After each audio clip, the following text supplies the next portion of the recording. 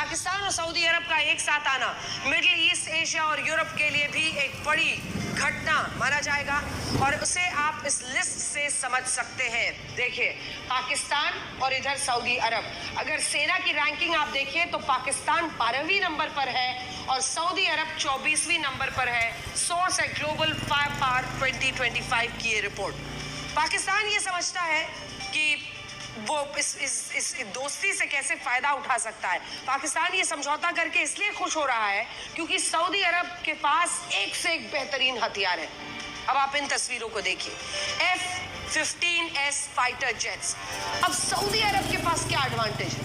America के साथ भी उसके रिश्ते बड़े अच्छे हैं। सऊदी अरब के पास अमेरिका से खरीदा हुआ F-15S फाइटर जेट है। ये यूरोपीय देशों का euro fighter typhoon fighter jet कहा जाता है, जो एक साथ जमीन, हवा और पानी से अपने लक्ष्य को नष्ट कर सकता है। और ये फाइटर जेट भी सऊदी अरब के पास है। सऊदी अरब के पास पेट्रियट जो विमान है वो भी है। लेकिन एक बार फिर से आपको थोड़ा सा कंपैरिजन हम दोनों की आर्मी का दिखाना चाहते हैं, क्योंकि अगर सैनिकों के मद्देनजर आप देखिए तो पाकिस्तान 17 लाख सैनिक है पाकिस्तान के पास, वहीं सऊदी अरब के पास लगभग 4.25 लाख। पाकिस्तान परमाणु हथियार 170 रखता है, सऊदी अरब के पास नहीं, किसी मुस्लिम देश के पास नहीं है। पाकिस्तान एकमात्र मुस्लिम देश है जिसके पास परमाणु हथियार है। अब एयरक्राफ्ट देखिए 1399, जो कि सऊदी अरब जैसे अमीर देश के पास भी सिर्फ 917 है, इतना वो खर्च करता है। पाकिस्तान 328 उनके पास फाइटर एयरक्राफ्ट हैं और सऊदी अरब के पास 283 है। पाकिस्तान के पास टैंक के तोपे 2627 है, वहीं सऊदी अरब के पास 840, मतलब आप सोचिए 3 गुना 4 गुना हर चीज है। सऊदी अरब के पास युद्धपोत सबमरीन 32 है तो पाकिस्तान के पास 121 है। वहीं मिसाइल रेंज देखिए तो पाकिस्तान का 2750 है किलोमीटर, तो सऊदी अरब का 4000 किलोमीटर है यहाँ पर मिसाइल रेंज में, क्योंकि उसने बहुत जो भी खरीदा है उसने बहुत एडवांस सिस्टम खरीदा है। सऊदी अरब के पास पेट्रियट PAC-3 नाम का मिसाइल डिफेंस सिस्टम भी है, जिसे अमेरिका ने बहुत कम देशों को बेचा है, बहुत कम देशों को दिया है। जिसको आपने देखा, यही वो डिफेंस सिस्टम है जो मक्का के बाहर भी तैनात किया गया था। अमेरिका के अलावा सऊदी अरब के पास चाइना की डोंगफेंग 21 बैलिस्टिक मिसाइल भी है, जिसे हाल ही में चाइना ने अपनी परेड में दिखाया था। अगर आपको याद हो, जो चाइना की परेड हुई थी उसमें जिस डोंगफेंग 21 बैलिस्टिक मिसाइल को दिखाया गया था, ये उसी की तस्वीर आप इस वक्त टेलीविजन स्क्रीन पर देख रहे हैं। टॉप एंड, जो बेस्ट हथियार, जो बेस्ट विमान है, जो बेस्ट एयरक्राफ्ट हैं, जो बेस्ट डिफेंस सिस्टम्स हैं, वो सब सऊदी अरब ने खरीदे हुए हैं।